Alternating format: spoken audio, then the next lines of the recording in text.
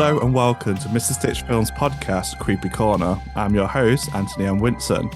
In this episode, we're sinking our teeth into a genre-defining film, one that is an absolute favourite of mine and one I've revisited countless times and scared me so much when I was younger. This film I've been dying to discuss since the podcast started and hinted at countless times. Turn on the lights, embrace yourself and step into the unknown with us.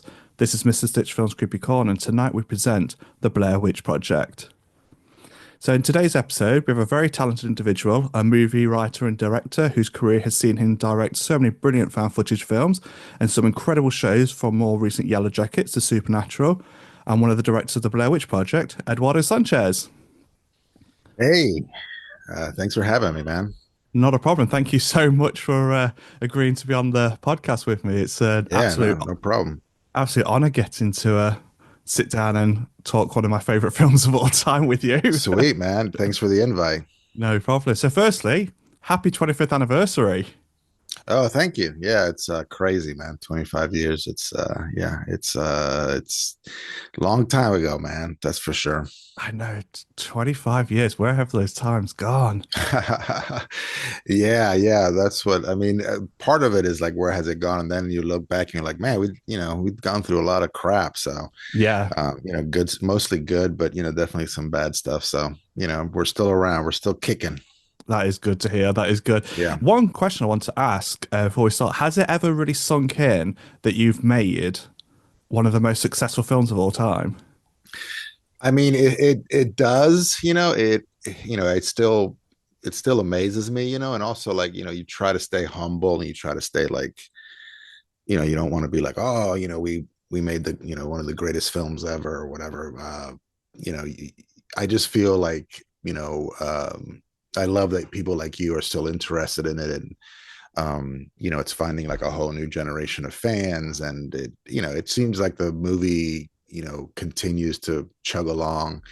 But yeah, it's sometimes I have to like kind of pinch myself, or stand back and kind of look at it from an outsider and say, damn, I can't believe this, Yeah, I it's can just it's imagine. an amazing thing. It's just an amazing thing. I never thought it would happen. And I always hoped that I could make a living in the film business, but I never thought that I would make a film that would have the kind of staying power that this one has. Yeah, absolutely. It's absolutely incredible to think that like you and Daniel Myrick. Myrick, yeah. Marek. I mean, the two of you have created such a phenomenal film that it is genre defining. I doubt without the Blair Witch Project, there'd be so many other found footage subgenre. So it's just like Yeah, the yeah, no, it's industry, crazy. the industry Yeah, owes a lot to you two. I think that it was a crazy thing. It was like a lot of not only Dan and me, but a lot of other people came together, the actors and Greg, Yeah. the producer, and Ben, the production designer, and all these other people came together, and just it was definitely collaborative. And again, you have to kind of, I every time a found footage movie comes out, I'm like, there's always like some kind of connection to Blair Witch, and I always feel like it's a little surreal, Yeah, like yeah. so after all these years. Yeah. So just taking on a little journey, where did the concept of the Blair Witch kind of come from? I had read numerous times that the BBC show Ghostwatch was a bit of an inspiration there. Is that true? No, I mean, I think people have written that, but Okay. I don't think Dan. I mean, I'm not 100%. I know I had never seen it. Okay. Maybe Dan had seen it, but I'm not sure. Really, the inspiration for Blair Witch was a show called In Search Of, with Okay. Leonard Nimoy, that was in the late '70s, and that was like kind of, Dan and I were like, what scared us as kids, and we were like, obviously Exorcist and The Shining and kind of the Jaws, the classics. Yeah. But then we also agreed that there was this weird mix, of like these kind of fake documentary movies and TV shows like Legend of Boggy Creek, and then there was one called Chariot of the Gods that Okay. was about like aliens visiting Earth, during ancient times, and then the show In Search of, and then there's other ones like Search for Noah's Ark. There was these weird, in that time when I was a kid, there was these weird pseudo documentaries that were coming out in movie theaters, and they all had this creepy vibe to them, and especially In Search of, Yeah. that show. So this was like early 90s, and Dan and I went off and rented some VHSs of some of those films, and also some episodes of In Search of, and we were like, man, this is still really creepy, even as sort of adults. We were like, I was in my early 20s, so I was sort of an adult, and so that that's when we were started thinking about, I wonder if you could do that, give it a new twist and just do it again. So the idea was like very different than what came out of the theaters. Yeah. It was supposed to be like a straight up documentary with like talking heads and interviews, and Yeah. you know just we were going to analyze the footage and do all this cool stuff, and eventually that idea kind of slowly evaporated, and we were left with just the footage in the woods. Okay. Yeah. I mean, I think you cut half the audience down there when you said renting VHSs, but half of them were like, what are VHSs? I know. Well, it's weird because like it's something like the VHSs are like actually the growing, like the collectors are back to buying like VHS and vinyl. I Yep. think are the only forms of physical media that are like growing each year. It's just, anyway, it's fun. I mean, again, um, it wasn't that much fun for us because it was just the quality was just so terrible. You look at a VHS tape now, you're like, God, what the hell is this? Yeah. But it's all we had, and we were, pretty lucky to have that, be on the cusp of that early technology of, home video. Yeah, it's crazy. It really is. I remember very fondly. I mean, not that long ago, I was personally collecting old VHSs from the 70s and 80s, like horror films for a collection. So I can see why so many people. There's just something very nostalgic about having them and watching them with the graininess and Yeah, and also the tape, rewinding them, like there's this, like there is this lost thing with, you lose something with, digital media, yeah, that it's just basically pressing a button, clicking a button, like listening to vinyl.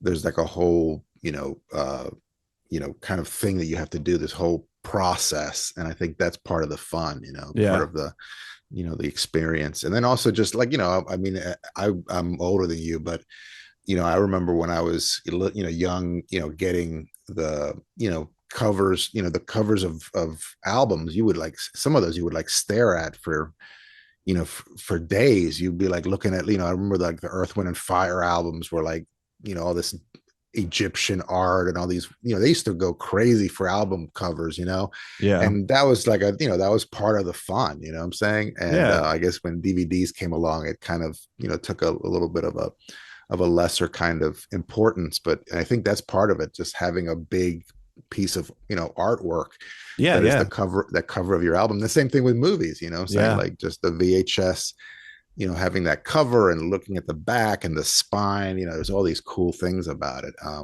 But definitely. yeah, again, it's very nostalgic, but really inferior, form of media. What I'm saying, it was just very, Yeah, the quality was terrible. absolutely. So, with the Blair Witch, when you were sort of in the early stages of it, what made you decide on the how it was going to be shot, like the visuals of it, like the high eight camera and the 16 millimeter? Yeah, I mean, it was very, like everything in Blair Witch came from a place of like, what would really happen? What would the real situation be? So for us, it was like, okay, so I mean, originally when Dan and I came up with the original idea, we were going to make the filmmakers disappear like in the 70s, because Okay. we felt that we wanted, we really wanted to have that like 70s, 16 millimeter color looking kind of thing that, In Search of was shot on, all those shows were shot on, mostly shot on 16. Some of the most of those movies are shot on 16. So there's this inherent kind of weird look to like 16 millimeters. So Yeah. we were, that's what we wanted to do originally. And then, once we realized that, we can't afford to, first of all, period piece in the 70s, it's just a lot of costumes and just a lot of nightmare that we can't afford. And the Yeah. footage would have cost us a fortune. Yeah. So we moved it to closer, we moved it to like we shot it in 97. So we moved the events to like 1994, like, 3 years before supposedly where we shot it. Yeah. And then, we were like, okay, well, in 1994, you would still shoot a documentary if you were actually serious about it, you would still have to shoot it on 16 millimeter. Yeah. So, and we were like, well, Heather, the filmmakers, doesn't have much money and is scraping the money together. So they would do black and white because it's much cheaper than color. Yeah.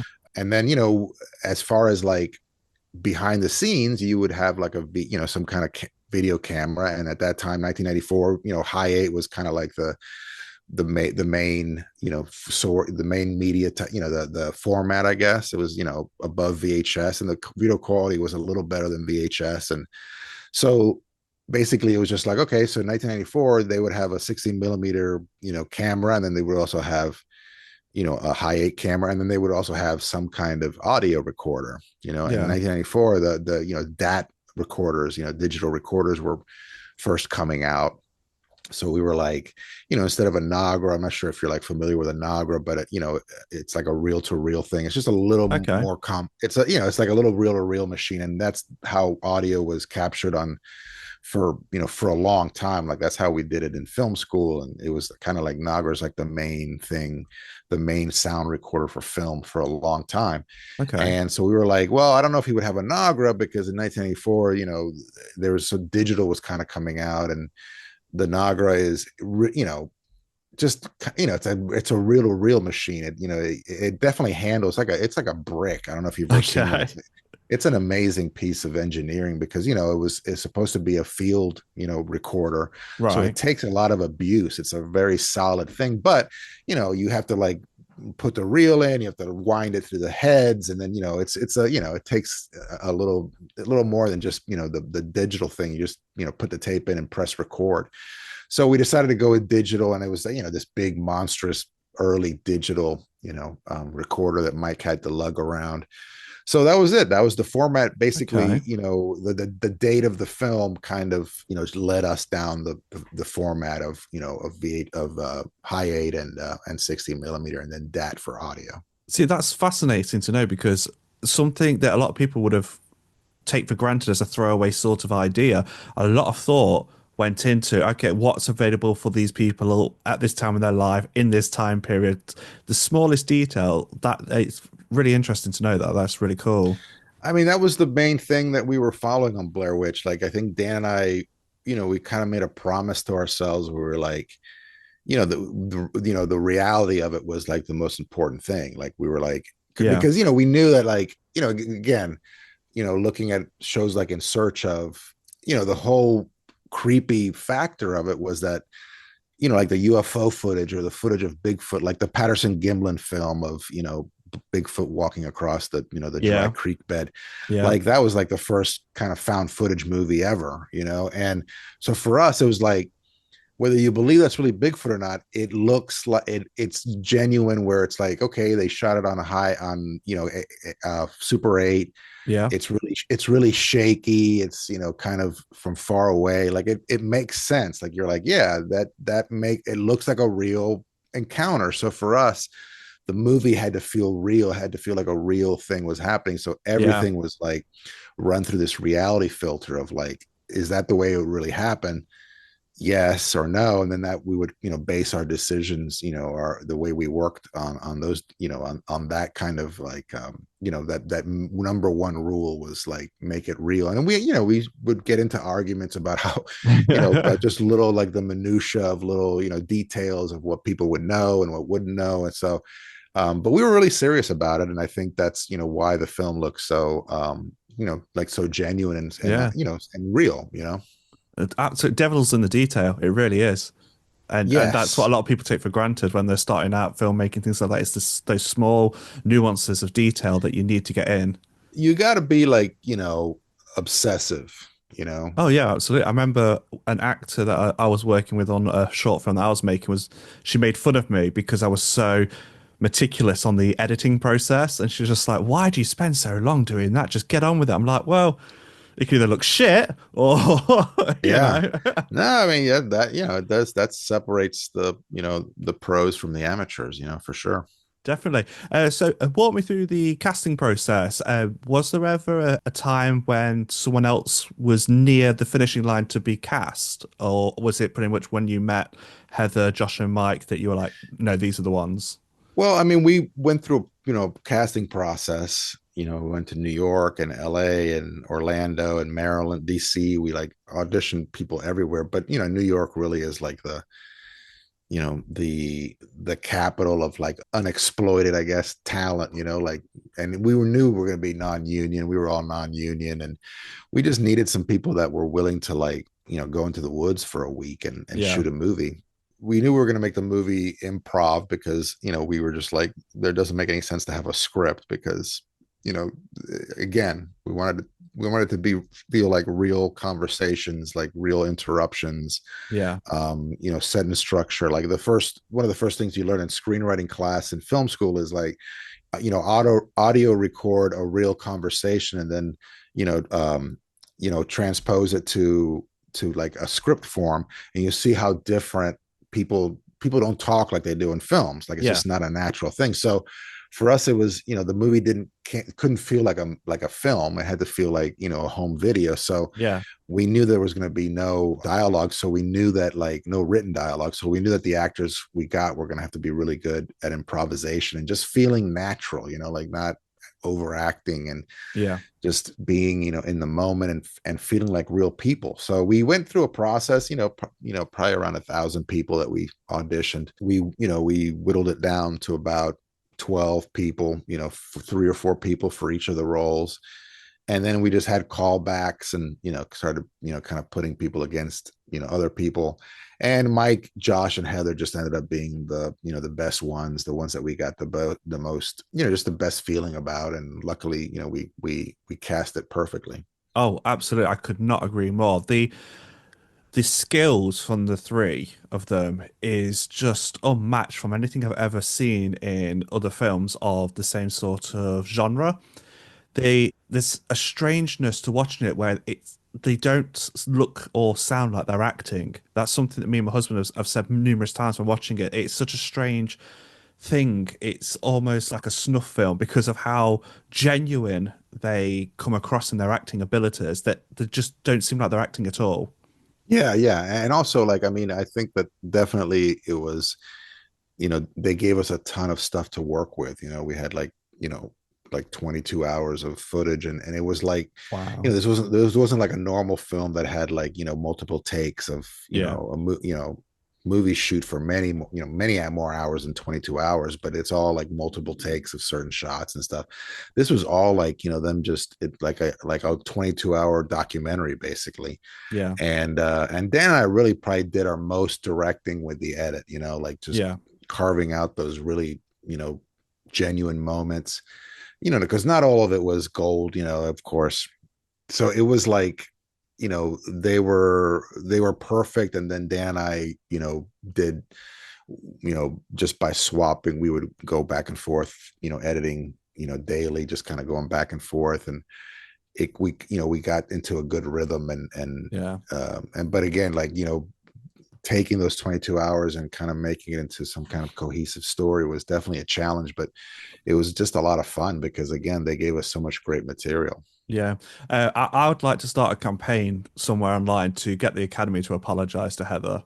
I mean, nominating Heather for a Razzie, what the fuck is that about? Seriously. Yeah, I mean, that's the thing, and I think that, I mean, I think all of us, I'm not saying that we didn't get the credit we deserved, but like we definitely didn't get, the overall respect that you would get, especially, the actors and Heather. I Yeah. mean, I just think that, it like everything, I think that like there's this level of, people didn't know what to make of it.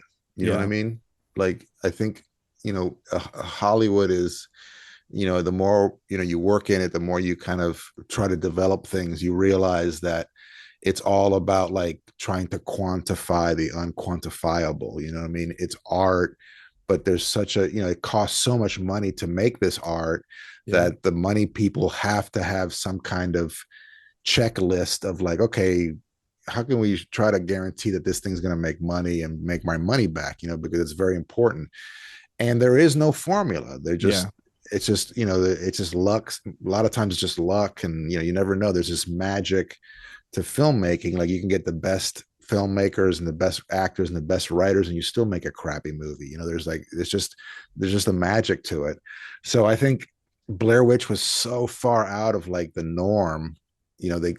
They couldn't wrap their heads around it. You know what I mean? And I think that like the first reaction, like I remember at Sundance, there was a few people walked out, early, and then the next day there was some interviews with people, and somebody, and I know who it is, but I never mentioned his name, but he was like a big executive for another distributor, and he said, the only thing scary about Blair Witch is how much Artisan paid for it. They were like, what are you going to do with this movie? Like, it's a home video. Like, are you going to release this on on video? How much are people not going to want to see this, whatever. So I think once it succeeded, I think the people kind of were like, independent, like new kind of weird movie. It shook things up a little bit, and especially Yeah. like, you'd nenever seen anything like this. There Oh was like yeah. again, like it was a genre that I was already kind of there, but we definitely popularized it. So, we Dan and I would do, we did our like victory lap, around, you go and meet a lot of people in the Yeah. business and producers and studio heads and stuff, or studio executives and stuff. We would get like these questions of like, do you guys know what a real script looks like? Have you ever really, have you directed anything real? I'm saying, like, so there was this kind of level of like, okay, we don't understand this, so let's just make fun of it. You know what I Yeah. mean? Yeah. And and it was an easy film to make fun of, because it was so easy to like do parodies. All you needed was a camera, video camera. But again, like, I think Gwyneth Paltrow won the Academy Award that year for Shakespeare in Love. Right. For Best Actress, I think. And but you look at Heather's performance, and you're like, it stacks up against anything that came out that year. But it was just like, there's just no way they were gonna, they could wrap their heads around that was an actual performance. They just didn't know what to make of it. It's such a shame. It really is. Anything, nothing could have competed with Heather, Josh, and Mike's acting that for that year, like at all. It's unmatched. It really is. It's just so amazing, and it should be taught in schools as to this is how you do it. Yeah, I agree. And but like the Academy's always behind, the times. They miss like really great freaking classic movies, and then Yeah, they're like, a lot, the people have talked about how Best Picture is, a lot of times it's just a movie that is, completely fades out, from memory, yeah, almost immediately. yeah, And you say, the unjust, the weird things of like, well, oh my God, this movie won Best Picture when this was nominated, and you're like, oh my yeah. God, that's such a more just a classic. But you do I think you do your best. And also the Academy is kind of is definitely a club, Oh yeah, that you kind of have to, you pay your dues, and then they give you the trophy. And yeah, I'm not saying that it's a farce, or there's a lot of talented people that every year that win Oscars, and but there is, it's not exactly like a science. yeah, So yeah. Absolutely. they get a lot of things wrong, and they ignore certain things that are just that 10 years later you're like, oh my God, I can't believe that movie didn't win. Yeah, yeah. So No, absolutely. So, from reading a lot online about the making of the Blair Witch, obviously the actors were put through their paces with sleeping rough, food deprivation, things like that. Do you think that if they had been taken out of the woods each night and put up in a hotel with food and drink and comfort, do you think you would have ended up with the same level of talent that you got on film as you ended up no, with? I don't think so. I mean, I don't think so. No. I mean, I think they get asked all the time, like, were you guys really scared? And I think their answer is always like, well, we weren't, never like really scared. We were kind of creeped out sometimes, but Yeah. we knew we were safe. There wasn't any level of like, oh my God, are these guys going to kill us or whatever? Once they got to know us and stuff. These Um, guys aren't that weird.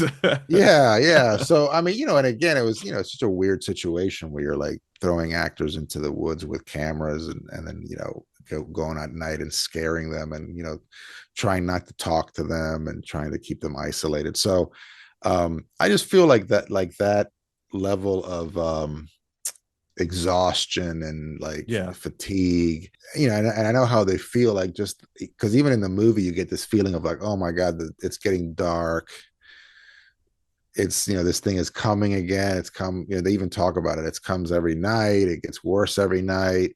yeah, And like just the dreading of the sun going down.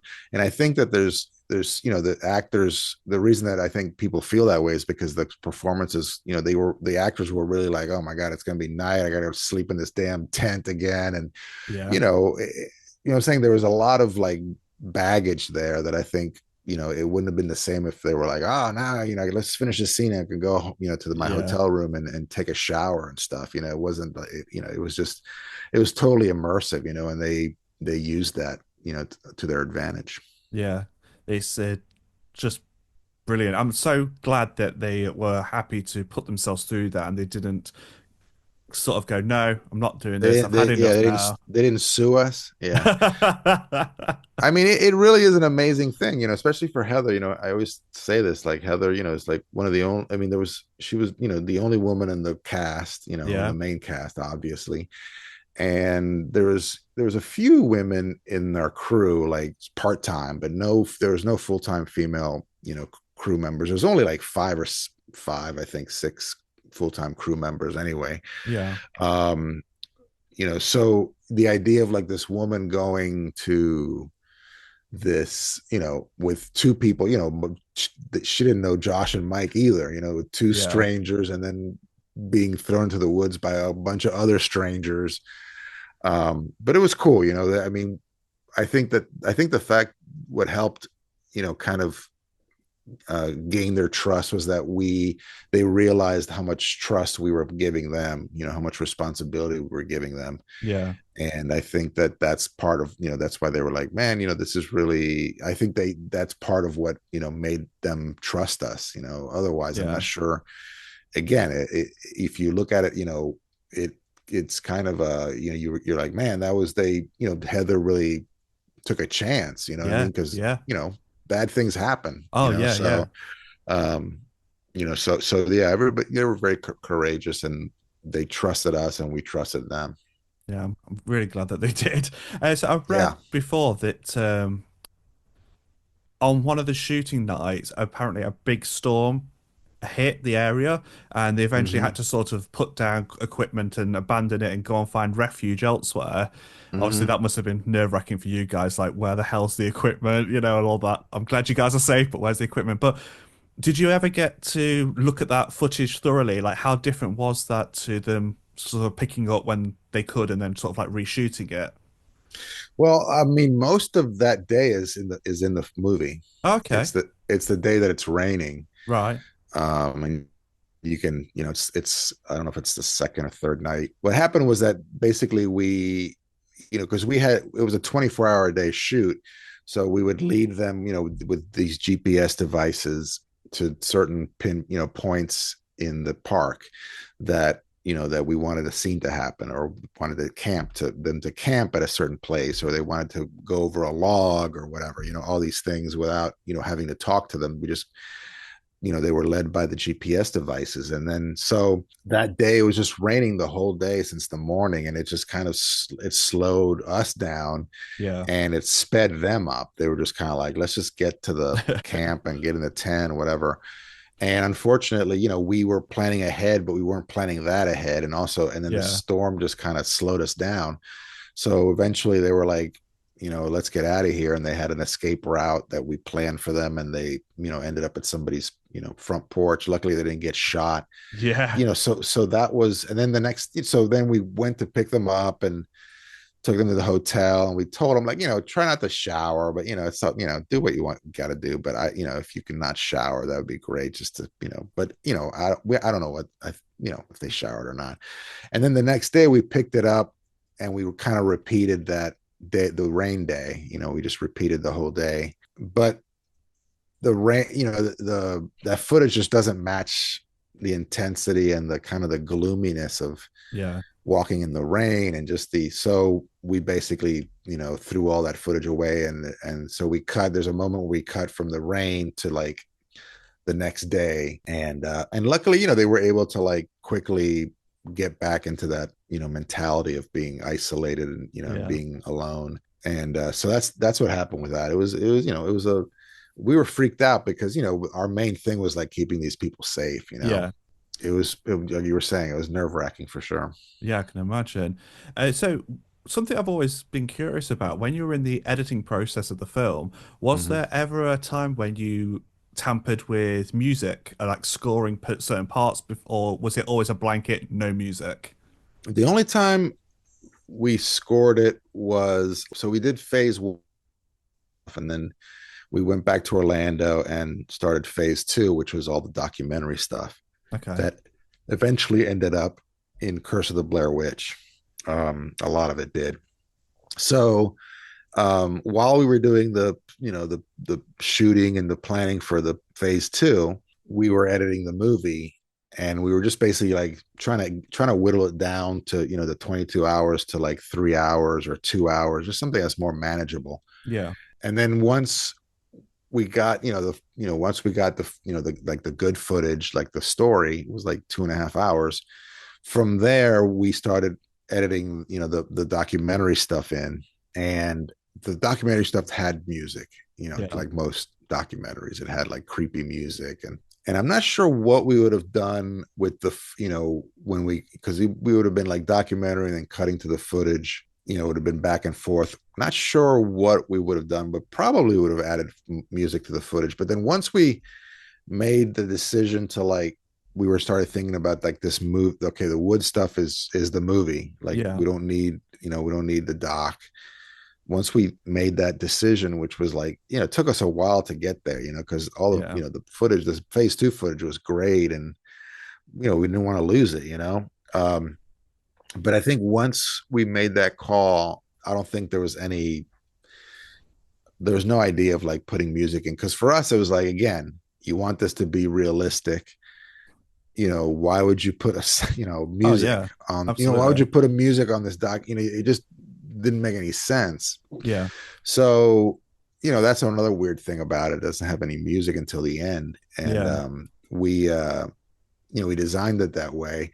And, and it's cool. Like now, found footage movies have music, and, it's not the same thing anymore. Like you're not really trying to convince people that it's real. Yeah. Yeah. So, it's cool how it's evolved. But yeah, back then, man, there's never a thought of like scoring the movie. Yeah.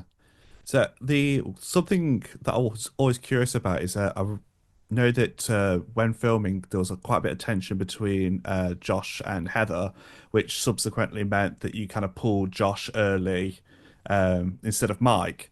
So I was always curious, well, like, did that impact how the ending played out, having Josh pulled early, or was it kind of like similar, just swapped characters? Well, I mean, honestly, we didn't know how the movie was going to end until like 3 days before we shot it. Okay. Because the first idea that Dan and I had back in when we came up with the idea, was like this house. Like the filmmakers end up in a house, and it's got like pentagrams everywhere, and like, goat carcasses, and like, sacrifice, just blood on the walls and all that stuff. So that was the initial idea. Like the crew goes in there, and then they end up in the cellar, and that's where the movie ends. But other than that, we had no idea what was going to happen, in that cellar. And when we found that location, we were looking for a multi-story house with a cellar. But again, we still didn't know what the hell was going to happen. We knew the movie was going to end in the cellar, but we didn't know what exactly was going to happen. So eventually we came up with the idea of, Mike standing in the corner. And then it was always very much like, if it doesn't work, we'll come back and reshoot it. It's not it's an easy thing to reshoot. But then once we edited, we really loved our ending. So it was not about, it was just kind of, lucky, just lucky. Again, another lucky part of this movie where we just kind of, you know, made the right decision kind of mostly blindly, you know, Yeah. and it ended up being a really good, you know, idea. But yeah, That's really cool. So I think the ending of the film is so impactful as well. It's not a closed off ending. It's not all wrapped up in a neat little bow. It's just brilliant. It leaves such a palpable feeling after watching it of unnervousness of what what is what's just happened? Have I just witnessed these people murdered? Like it's just yeah. brilliant. When we came up with the idea, we didn't know why he was standing in the corner. We were just like, all right, just standing in a corner. It's weird. And then later on, while, I was working on the website and during the edit, and we had to like kind of flesh out all the, all the details of Rust and Parr and all the mythology. Yeah. So I mostly did that. There was already like a really good foundation that Ben Rock had helped us with, but there was still still just basic beats of, this legend. So, I just started filling it in for the website. And then, and I came up with this idea of like, that he killed the kids two at a time, and he would put one in the corner while he killed the other one, and I just thought that was really creepy, and so I put it in the mythology into the website. And then when Artisan came back to us and was like, hey, we want to reshoot the ending, we don't think that the ending really works, and people are wondering what the hell happened. And we're like, well, we don't know what happened either. It's just a weird thing. So really against it, and then all of a sudden they were like, we'll pay you, we'll get, they paid us a bunch of money. I mean, we actually spent more money on the reshoots than we did on the whole film. Wow. But it was like we had, we were broke at the time, we still hadn't delivered the movie, so we hadn't been paid yet, so we were still kind of like desperate for any kind of cash. So we were like, okay, yeah, we'll go reshoot the ending. So Yeah. we came up with some ideas for the endings, but then at the same time we went and we were like, let's just shoot a couple of interviews of somebody talking, about Rust and Parr, about the legend, just let's just do it. It just worked out, worked out really well. And I think it was, we knew it was a very subtle kind of clue, like, it's first of all, it's like happens like more than an hour before the end of the movie. Yeah. But we were like, this is not like a typical movie where you have to like remind people of like beats or whatever. This is a really weird movie. And Yeah. so we were like, not many people are going to get this, make that connection. But we were like, man, but the people that do make the connection, when they turn that camera turns the corner and they see Mike in the corner, and the brain, their Yeah. mind kind of connects to that interview. It's that I thought was going to be a really creepy moment for people. So, so that's what we went to, and luckily, Artisan let us keep our original ending, and so that was kind of another bit of good luck, Yeah, yeah, absolutely. The lore that you created, that you all created for the Blair Witch and Ellie Kedworth and Rustin Parr, Yeah. it's so rich, and I think that sells it so well from when if you watch The Curse of the Blair Witch, sort of whether it was before or after, Mm-hmm. it really cemented the realism of the film.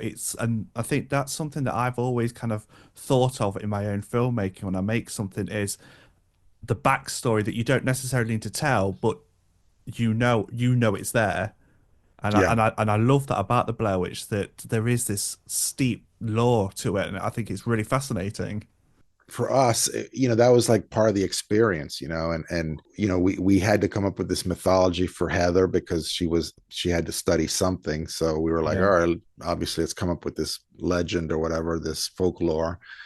And then once the website started coming up and we started filling in all the gaps and all the details and all the stuff, it was just fun, man. I think people were like really appreciated the fact that like you didn't even have to see the movie to have this kind of creepy experience. yeah, And then you could watch the movie and then come back to the website and kind of find some stuff. And it was it was a cool thing. It was like a different experience, the same story, but a different way to deliver, a different corner of the Blair Witch, yeah, the Blair Witch, world. It had been done before, but it had never been done with this kind of movie. You know what I mean? yeah, And we always think like, if you can give a different as many ways into your movie as possible, not just, looking at the commercial on TV or the web, the web commercial or the trailer.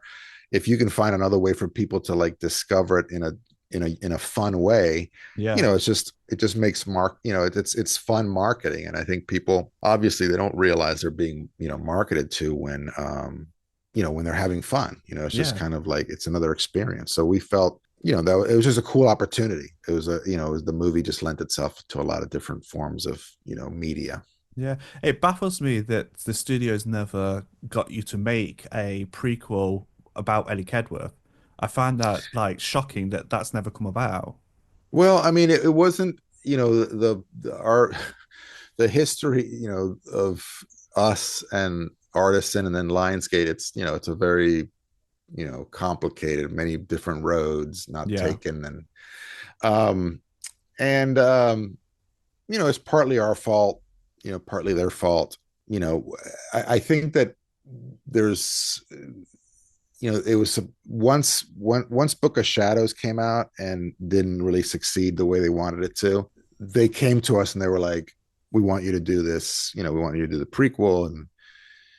And I think, there's a bunch of different reasons why we didn't do it. And then looking back on it now, you're like, like 2020. Obviously, hindsight is 2020. It's like we should have done it. We should have just jumped in and done it and shot it and and wrote it. I think, but who knows how it would have ended up. And Yeah. and I think, and I think also, unfortunately, Dan and I were already having, partnership issues. Right. I think we were both, at least, I mean, I can speak for myself, but I think he felt the same way. I think we were just scared that, we had created this like juggernaut of a movie, like accidentally, Yeah. and we were kind of like stuck in this whole thing of like, how do you follow up, the Blair Witch Project? Yeah. We were afraid to separate ourselves, we were afraid to pull up each other apart, go separate ways. And there was like this kind of, this kind of weird relationship that we had where we felt protected, Yeah. by like just, continuing to work together. And also we didn't, I mean, and a big reason also was that we were like, Dan and I we never considered ourselves horror filmmakers. So, and Blair Witch was a really dark movie to be a part of, Yeah. um, it's just, just dark material. You're constantly thinking of like dark thoughts and like, stuff like that.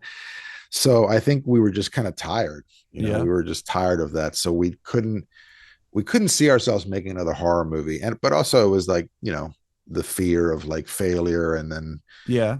And also, the like, okay, now we got to put our money where, our mouths are, so, there was a lot of different reasons. But yeah, it's a shame because I mean, I don't know, if Dan and I would have killed each other making that movie. Um, I don't think it would have been a fun movie to make, that's for sure. Yeah. So, you know, again, like, you look back and you're like, oh, we should have done this and that. But, it's like, I'm pretty happy. And I think Dan is pretty happy where, we both ended up. And so it's, but it is weird that they haven't gone back there, Yeah. it seems like a no brainer, but, I don't You, know what, you I never don't know know what the what's going future on. holds. You never know. You never know. I mean, it's like, Dan and I always talk about, and Greg and, all the Blair Witch guys are always like, man, it would be great to do another Blair Witch movie or another a TV show. And we've had, especially Greg and I, Greg and I are the only ones that are like together still from the Haxon group. Yeah. We've, first of all, Dan and I, the team wrote a sequel for Lionsgate years ago that didn't get green lit. And Greg and I have actually like pitched, like gone down the road with him a couple of times with TV show ideas and actually gone to studios and pitched it and all that stuff. Um, but it's just hasn't worked out. You know what I'm saying? So it's not for lack of trying, but I think, it just seems like what, it just this hasn't lined up. But I mean, Yeah. look, if they asked us to come back and do, anything on Blair Witch, we would, I think at least I would do it. if it made sense. Yeah. I don't think that's going to happen anytime soon. So with the marketing, obviously with the internet being in such baby stage at the time, and you was able to utilize that perfectly, Mhm. was that always the idea that you was going to use the internet, or did that kind of come in at a later stage, like, we've got something here at our fingertips, we should probably, get on this? Yeah, I mean, yes and no. I mean, like, definitely the internet was like part of, you know, our lives, and and I would say that we were probably a little bit more savvy, as far as as far as that technology than most people, Yeah. like, I had worked on in a company that built websites. So I had built some websites, and Mike Manello, one of the producers, was like a very early pioneer of, like, just web. I remember, like, the first time I saw the internet was Mike was like, hey, look at this and this, whatever. So he was very much, he was like on the cusp of that technology. But the website just kind of came out of, necessity. Like, we showed like a couple of, like, a little 8-minute segment on the show called Split Screen, and Yeah. the website for the Split Screen show, kind of blew up the discussion board. And the guy who ran, Split Screen, John Pearson, who we couldn't have made the movie without, was like, hey man, I love that people are talking about Blair Witch, but that's all they're talking about. So can you guys maybe start another, just have somewhere for people to go, Yeah. Yeah. so, I started working on the website, and so it was just kind of like and the website was cheap. We knew somebody who gave us free hosting, and we weren't paying ourselves, so it was basically, free marketing. And but then, but the website kind of ended up saving us, because it was just after we shot the movie, we had been working for Planet Hollywood, doing a lot of those videos, like corporate videos, or like I don't know if you've ever been to Planet Hollywood, but they would have like videos of like Kevin Bacon and, Arnold Schwarzenegger, and they would have, Right. these are action movies and romances, and they would play them in the, in the restaurant. So we got the Planet Hollywood headquarters was down in Orlando, so we got, a contract to do a lot of those videos, and that kind of sustained us, for during the, after the shooting and during the editing. And then, but it got to a certain point, we lost that contract. They went, elsewhere. Right. So we were like, we had absolutely no money, man. So, Yeah. and you're working on this movie, 16 hours a day, and you have no money. You're eating, like, bulk food from Costco. And then, all of a sudden, these people from Japan and Australia and, all over Europe are like going onto your site and super enthusiastic about the movie and getting into it, and you haven't even seen the movie yet. Like, this is, and then no video either. This is before YouTube. Like, putting Yeah. video on the internet was almost impossible. It was just, the files were too big. So, Yeah. Yeah. it just kind of, especially for me, because I was, I would work on the website, many hours a day, and then I would edit at night. Yeah. So I was on there all the time, and it really just kind of, it kind of inspired us and kind of fueled us to say, to be like, maybe there is, maybe something, something important is going to happen, at the end of this run. At least we felt like at least there's some people who want to see this movie. You know what I'm saying? Yeah. So we felt like, man, if these people want to see it, then maybe there's going to be other people. And also just, I had this thing called Hacks and News that I would, like, a newsletter that I would send out every few weeks, and very personal sometimes with it, and people really like that. And so I would get a lot of really great feedback. So, the website, and then later on, once the movie was bought, Artisan just kind of took our website and revamped it, and then, Yeah. re-released it basically. So, but it was, again, it was like a very kind of therapeutic thing. It was marketing, but it was also, helping us along, and helping us emotionally, at least Yeah. me, for sure. Yeah, because when I was growing up, there wasn't really much in the way of like internet in my household, Yeah. or even in my school back then. And my elder sister, she had a friend that'd always get her like the latest films, on those pirate copies, and because everything used to take back then so long to come to the UK, Yeah. and I Oh, right, right, remember right. I remember, like, literally, it could be months and months and months before the UK would get any film compared to everywhere Yeah. else in the world for some reason.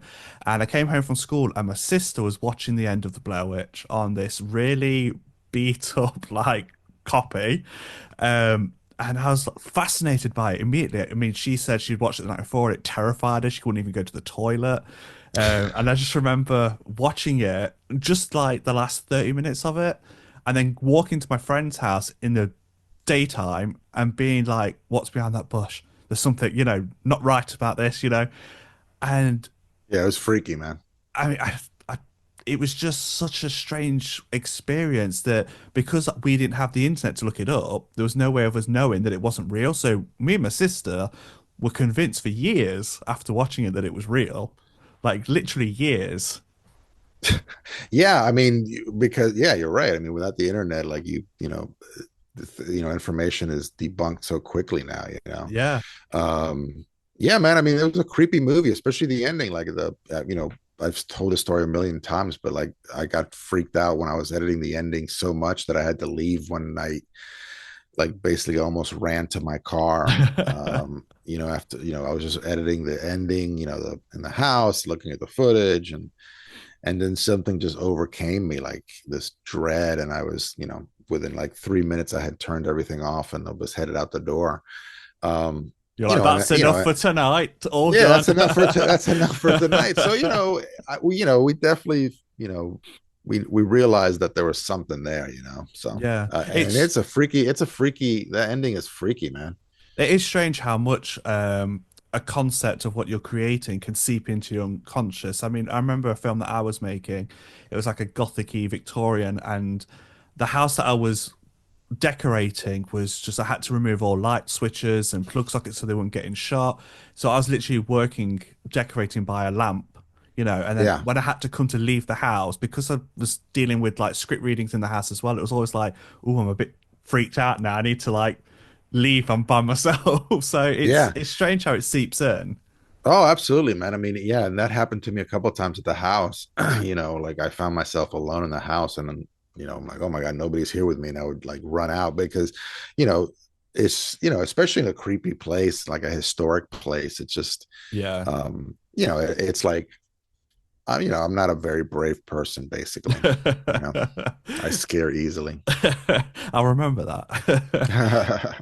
So did it ever surprise you how much of a cult phenomenon it's become over the years? Does it still surprise you? Yeah, I mean, it does. I mean, it's like, again, we talked about this earlier. It's like you have Yeah. to kind of keep it in check because, you can't go around, you know, saying, oh, we made this and that, can't go around bragging or whatever. So, you just try to stay humble. But it amazes me, man. It Yeah. amazes me that people, like, we had a screening a couple of weeks ago in Burkittsville, and, it was just sold out. It was just a whole, I don't know how many people, but just in lawn chairs out on this thing, and we just projected it. And I'm like, what are these people doing here? You know what I'm saying? Like, you have to kind of, and I signed autographs, and, the stories, they're like, oh my God, everybody has a story. And Yeah. it's just, it was such a gift to us. And it's, it's a gift that keeps on giving. And, but again, it is, like, I tell my wife every once in a while, I'm like, what? I can't believe that people are still talking about this movie. You know what I'm saying? Like, so you have to kind of like, it's almost like a joke. Is this serious? So, um, just it's a crazy thing, man. And I've always said this, like, I feel, because, it was like the movie wouldn't have existed without all of us working on it. Yeah. And I just feel like so blessed that I was a part of it. And I feel so blessed that people like you are still wanting to talk about it, and people still, want our autographs and are willing to pay for our autographs at conventions. And I hate charging people for autographs, but that's just the way the business is. And, Yeah. Yeah.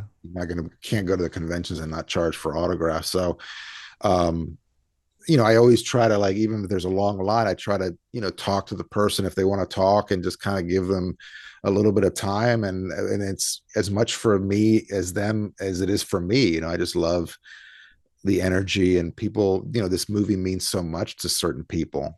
Yeah. And it's just, again, it's such a gift, something that we didn't expect. Yeah. And One of my and most prized it is possessions amazing, man. from the Manchester car, and that's one of my prized possessions now. There you go, At your man. There you side. go. So coming in November, Second Sight Films are Hmm. releasing Blair Witch. So I've Yeah. read that this is the version that everyone should see. This is the version that like you all want people to see. So have you seen the finished product? Are you should Yeah, we be yeah. excited? Yeah, I mean, look, like I think that like we actually at the Burkittsville screening, I actually brought a copy and we screened that for the first time. Oh wow. And the people that like are very familiar with the movie, they're like immediately like see they're like, oh, whoa, that's because it looks different. It looks like video. Like right now, it looks like a weird kind of transfer to film of video. It doesn't look like film, it doesn't look like video. But in this version, especially with the 16 and the video, the video looks like video, and the 16 millimeter looks like, I mean, the detail is you've never seen the detail like that. And even on the video, like because they went back to the original high 8 tapes and they transferred it into the computer, and then that's what they built the edit. They basically rebuilt the movie. Yeah. So it's the raw video of the movie. And all these years, we've been watching a video that was transferred to film and then transferred back to video. They didn't go back to the original master to release it on video. They went to the negative that they had cut for the theatrical version, Right. because I guess it was just easier for them. Yeah. So this version has never been seen like with the original, the way it was seen before Sundance. When we did screenings and test screenings, and all, we always would do it on video. That's all we had. Yeah. Um, and so it is cool, man. It definitely feels like a little bit different. It's amazing how much it's high 8, but there is a lot more detail. The colors are like richer. Yeah. um there's certain scenes, like for me, that you can like actually see the people's faces. You Right. can actually see the expressions. It's definitely not HD, but it's kind of like when you first saw HD and you were like, man, I can see that person in the way back there. I can kind of see their face. Yeah. This one, it's not quite like that, but it is like there are some scenes where you're like, man, I can actually see Josh's expression, where before it was just his head. Yeah. So it's cool, man. It is really cool. And like, especially like the scene where she opens up the bundle and there's all that, like you can actually really see the teeth and the Okay. hair now, and you can like, it's, you can really make out what it is. And so, it's just cool. And we're also releasing a lot of like the raw footage, just a lot of like scenes that never made it in. We also we went back to the 16 millimeter film, the negative, and they retransferred it, and they did like a whole new edit, like a 15-minute edit of just that black and white footage Wow. with and actually Tony Cora, who did the music for Blair Witch, he came back and did 2 new pieces Oh, of amazing. music for that 15-minute montage of footage. And it's just cool. You just see a lot of stuff that you'd never seen before. And it's weird because like, even for me watching it, like, it's almost like, you're watching, it's like discovering a videotape of your, somebody that died. Yeah. And Yeah. you're like, oh my God, here they are at a birthday party that I've never seen before. It gives you a weird feeling. I mean, obviously they're not dead, but Yeah. you've been used to seeing this footage for so long in this movie. Now you're watching, it's just, like deleted scenes, like extra footage, and you're like, it's just weird. And there's so much of it. Like, again, it's not just like 10 minutes of deleted scenes. Like there's literally, I don't know how much they actually put on the DVD, but I Yeah. think it's at least an hour of like new footage. So it's cool, man. And Second Sight, like those guys, they know, they really respect the art of filmmaking, and like the idea of archiving things, and like, They seem we to put a were lot of care into things, don't they? Like they with do, man. releases They that they do, it's a lot of they care. really they really yeah, they really give a shit. Yeah, And yeah, it's, compared to like, to the stuff that other people release, a lot of it, the studio stuff is just like, all right, slap this together, and then we're going to the next one. Like these yeah, people, these are real fans kind of saying, yeah, going through it and spending the time and spending the money and energy to like retransfer stuff. And yeah. they get excited about it like we do, and it's cool. I, So they did a great job. Really proud of it. I can tell you, I'm super excited. I cannot wait to get my hands on that. I pre-ordered it as soon as they announced it. Within 3 minutes, I was like, right, I'm there. I'm Yeah, ordering it. yeah. When once you see it, let me know what you feel about it after you Yeah, because I think there are going to be some people that are going to be like, I'm so used to looking at the other version that this version seems like almost fake or something, because right, video does look different. right. Video has a video look, and for the first time ever, it has a video look now. Yeah, So I'm curious to see, like, what people, the fans think. I'm sure some people are going to love it, but I think some people are going to be like, I like the original better. It has a creepier feel. So, yeah. Well, they've but always again, got it the was original to go back to if they're not happy with it. It's not like they're going to exactly that. destroy Yeah, it. exactly. That's my thing. Yeah, it's our thing. It was like basically, hey, look, you can. There's no shortage of going back and Yeah, looking at the original one. I mean, that's the version that they're going to show on TV. And yeah, but it's cool, man. It's cool that they took the time. And again, like it's on one of those things where you're like, it's crazy that these people are putting their money into like this movie that's 25 years old, and they're all enthusiastic about looking at raw footage. And yeah, it's another level of like, just how crazy this movie has gotten. yeah, And yeah, again, but again, it just makes you feel thankful. yeah. um I mean, quickly, just to touch on, mhm. what are your thoughts on the sequels, like Book of Shadows, for instance? Like, what did you kind of feel? Were you happy with what they did with that, or Book of Shadows is a weird thing because like I don't think it's a bad movie. Like I think no? it's got some cool stuff in it, and I think Joe's talented filmmaker, but they just they didn't give him enough time. They didn't Yeah, give him enough resources. They took the movie away from him at the end right. and reshot, shot some more gory shit and just added it in there. And we saw the original Joe version, and I wouldn't say, I mean, I don't think, I'm not, I think both versions kind of work. Like, I think the version that came out, I think works better as like a basic horror movie. But the Joe's version was definitely a little drier and like a little more like, just kind of to the point. Right. Um, but again, it was like, if to me, like I think all of us felt that we were like, this really isn't a sequel to our movie. This is Yeah. kind of a movie that exists outside. It's like starting Jaws 2 with people coming out of the theater and going, man, that Jaws movie was Yeah. awesome. Yeah. Let's go and see if there's sharks over in Amity, whatever, wherever Yeah. they shot it. Let's go over there and see if there's sharks.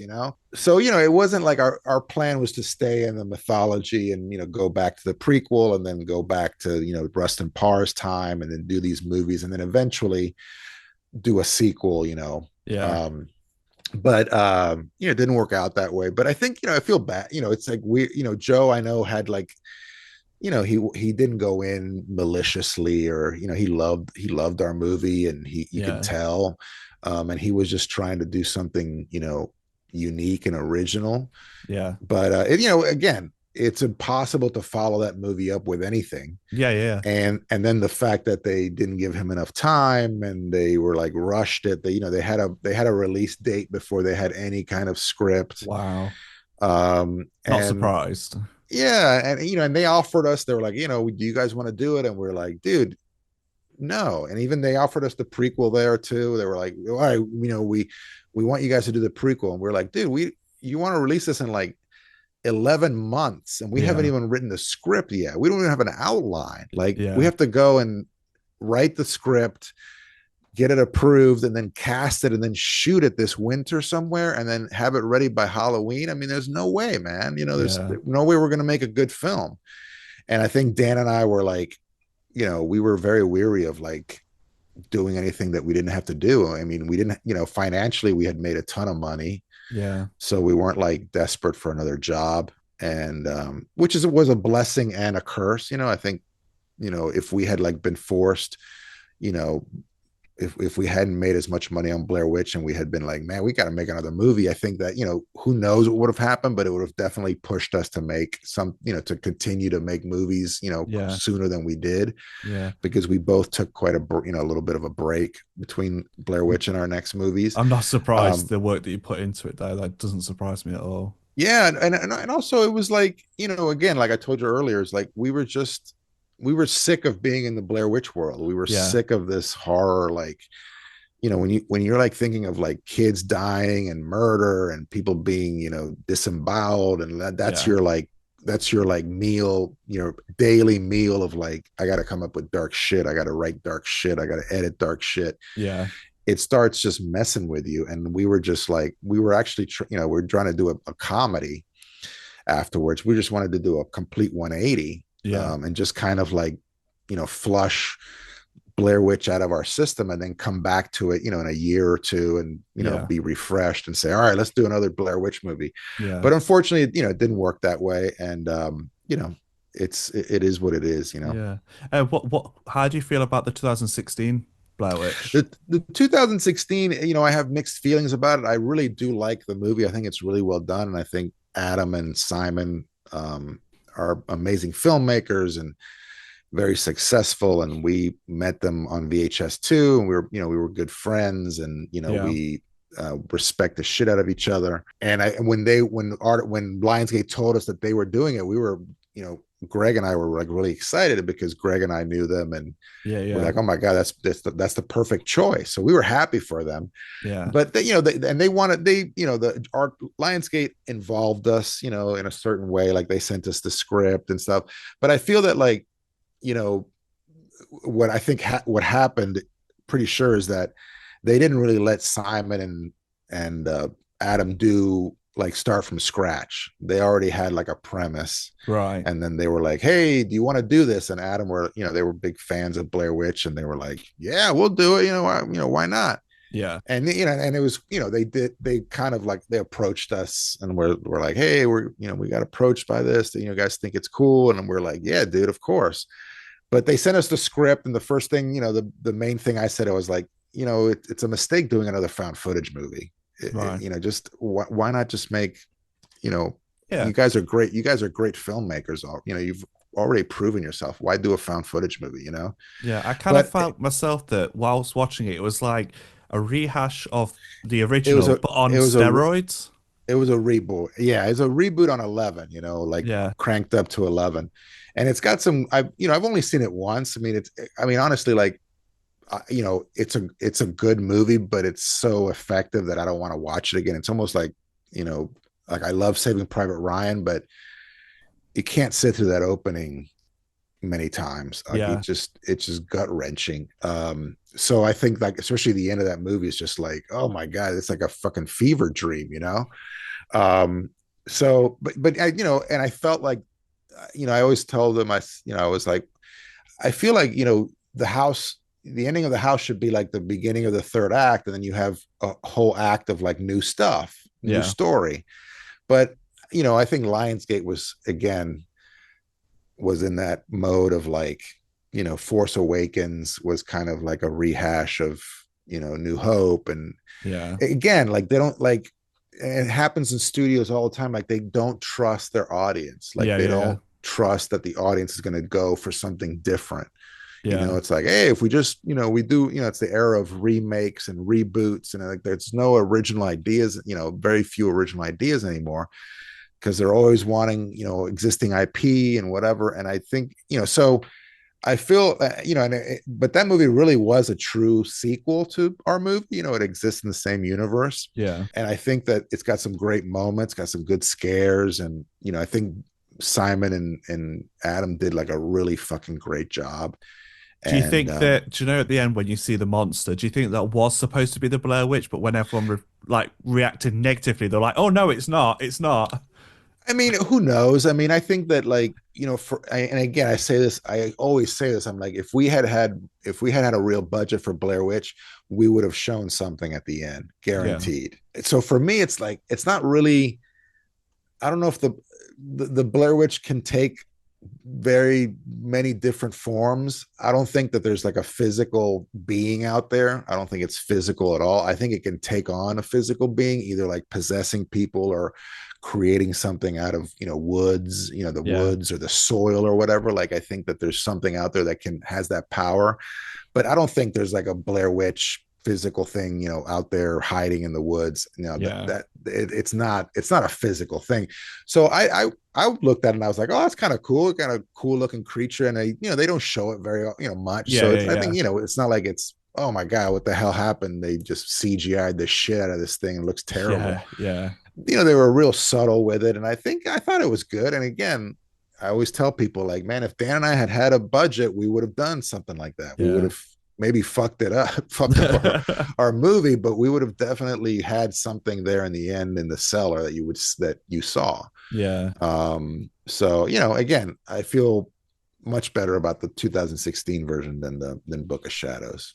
So that kind of goes into like the last question really was that if you were to go back with what you know now, are Mm-hmm. there many things that you would change or add or reshoot or About the original one? yeah, yeah, about the original. No, no, no. I mean, the only thing I would change would be, let's figure out a way to like every 2 years, let's make another Blair Witch movie and let's do a prequel and then let's go do something in 1940s. And I mean, we had this great mythology that we wanted to like expand in the movies. And we thought that people were going to dig that, like a Yeah. period, kind of like The Witch, you know what I'm saying? It's probably like Yeah. the closest thing to the prequel that I've seen. But it's just, so I think that's what I would change is the Yeah. idea that like, and it's not even that, Dan and I, I think that obviously there's other very talented filmmakers out there who would have been great. Again, Joe Berlinger and, Adam and Simon, there's some great people that have added to the Blair Witch. So for me, it's like, it's not about Dan and I like directing everything and writing everything. To me, it's just like, let's just follow this path because I Yeah. think it's a cool path. It's like, and I think this audience would have appreciated it. And if we would have just kept the budgets, not, from exploding, I Yeah. don't think they could have lost money, what I'm Yeah. saying? But unfortunately, you know, it's a business, they own the IP and there's nothing we can do about it. So Yeah. it's unfortunate. It's just the way it is and happens a lot, as Yeah.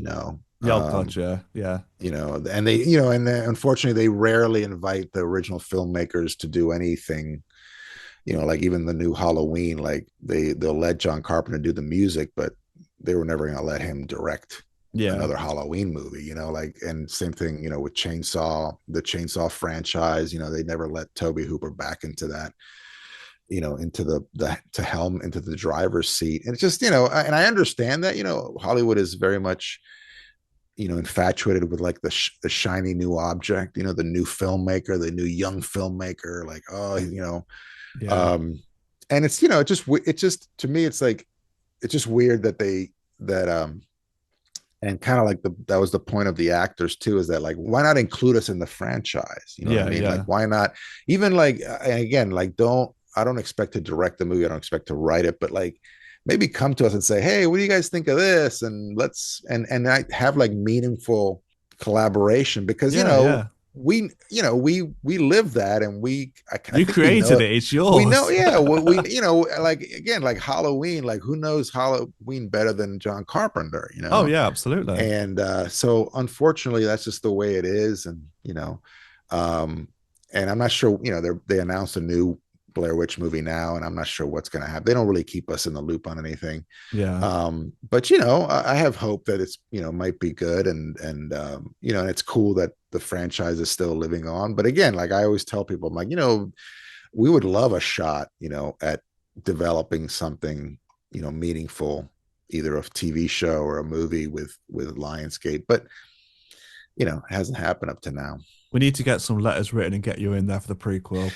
Man, I mean, there's, yeah, I mean, there was actually like, I think a few people have tried it in the past. It's just, again, it's like, if Dan and I had like another huge hit after Blair Witch, I think they would have been like, hey, you want to we'll come back and do another Blair Witch, but we haven't really, had anything that successful. So I Hey, understand. so many films that I've seen that you've edited, you've made, I think are brilliant. Like Altered, Lovely Oh, well, Molly.